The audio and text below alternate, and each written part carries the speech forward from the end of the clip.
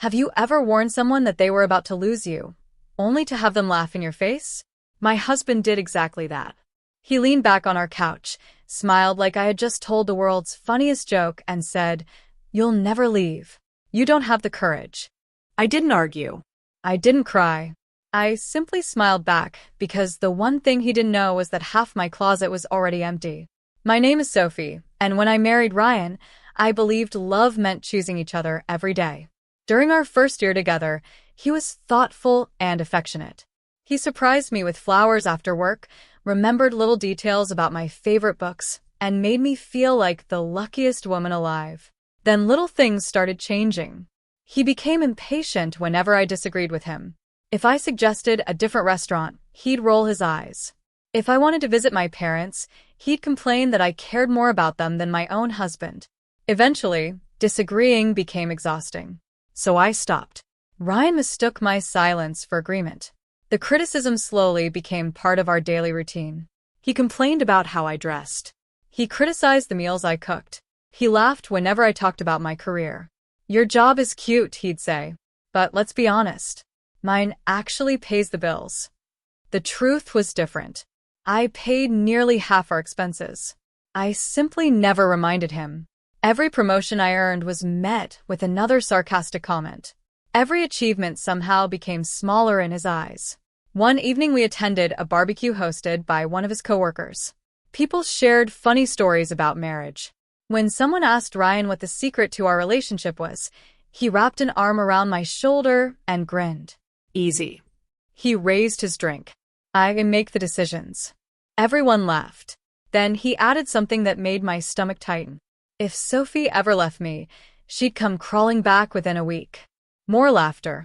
I forced a smile. Inside, something quietly broke. On the drive home, I stared out the passenger window. Ryan glanced at me. "Don't tell me you're upset." "I'm thinking."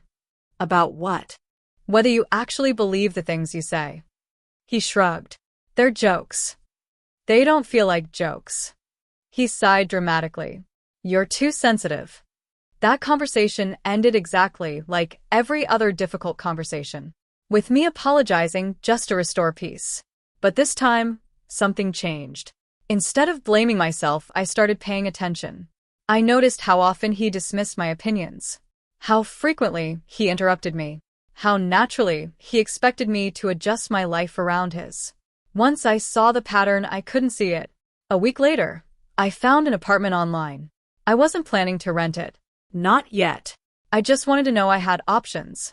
The tiny apartment wasn't luxurious, but it was bright, affordable, and only 15 minutes from my office.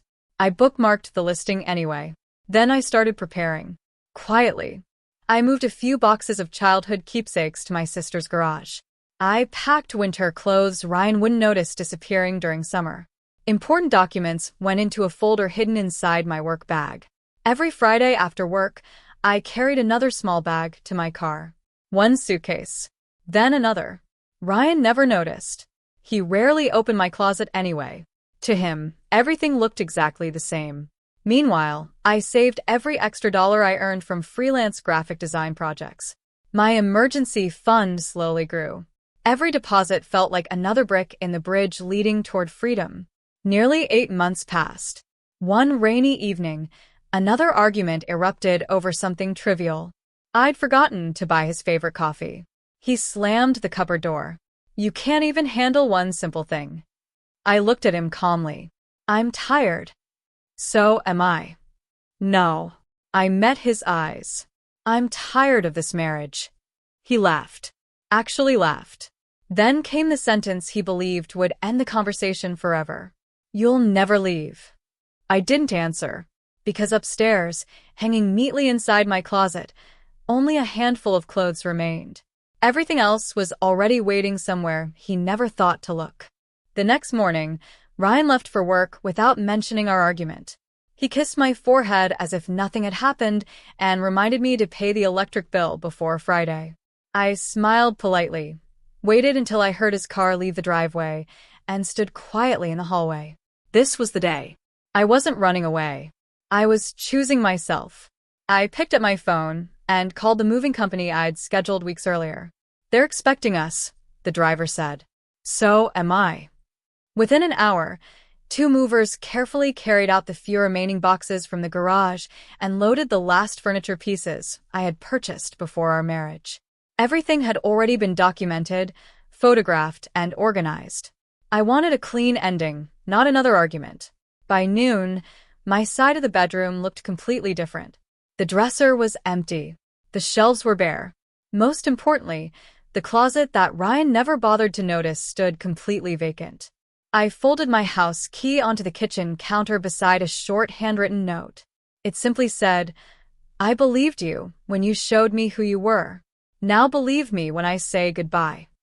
Then I walked out. My new apartment welcomed me, with quiet sunlight streaming through large windows. It smelled of fresh paint and possibility. There was no expensive furniture, no oversized television, and no unnecessary decorations. It was perfect. For the first time in years, every decision inside those walls belonged entirely to me. I had barely finished unpacking my coffee mugs when my phone started vibrating. Ryan. I answered. "Where are you?" "Home." "No, you're not." "I am." "What are you talking about? Your closet is empty." "I know. When did you move everything?" "Little by little." His voice cracked with disbelief. "You planned this. I prepared for it. You can't be serious." "I've never been more serious." Silence filled the call. Finally, he whispered, "Come back." I already left. He ended the call without another word. The following days were strangely peaceful. There were no sarcastic comments about my work. Nobody criticized how I folded towels. Nobody laughed at my dreams. The silence I had once feared became something I treasured. A week later, Ryan asked to meet at a nearby cafe. Curiosity convinced me to go. When I arrived, he looked exhausted. Dark circles surrounded his eyes, and the confidence he once wore like expensive cologne had disappeared. "I don't understand," he admitted. "I know. I really thought you were bluffing." "I wasn't. You never even packed." I smiled gently. "I packed for 8 months." His eyes widened. 8 months. "You only noticed when there was nothing left." He lowered his head. I should have listened. Yes. I thought couples argued like that. Healthy couples don't compete to make each other feel small. He rubbed his hands together nervously. "I can change." "I hope you do." "Can we start over?" I looked at him for several quiet seconds. "I already have." There was sadness in his expression, but no anger. Perhaps, for the first time, he understood that actions have consequences no apology can immediately erase. I wished him well before leaving the cafe. Outside, I took a deep breath. The air somehow felt lighter. Months passed. Life slowly became everything I'd forgotten it could be. I accepted a leadership position at work. I joined a weekend hiking group. I laughed more. I slept better. Most importantly, I stopped questioning my own worth. One evening, while organizing boxes in my apartment, I found the very first suitcase I'd secretly packed months before leaving. Inside were winter sweaters, old photographs, and a journal. On the first page, I'd written one sentence. "If he laughs when I say I'll leave, I'll let my actions finish the conversation." I smiled. That sentence had carried me through every difficult moment. People often imagine strength as something loud. A dramatic speech, a slammed door, a final argument. But real strength is usually much quieter. It's saving money without announcing it, packing one suitcase at a time, refusing to give up on yourself even when someone else already has. Ryan laughed when I said I'd leave because he believed confidence belonged only to him. He stopped laughing when he opened the empty closet because reality finally spoke louder than his assumptions. As for me, I didn't leave to punish him. I left because every woman deserves a home where respect isn't something she has to earn. And the moment I realized I could give that home to myself, staying was no longer an option.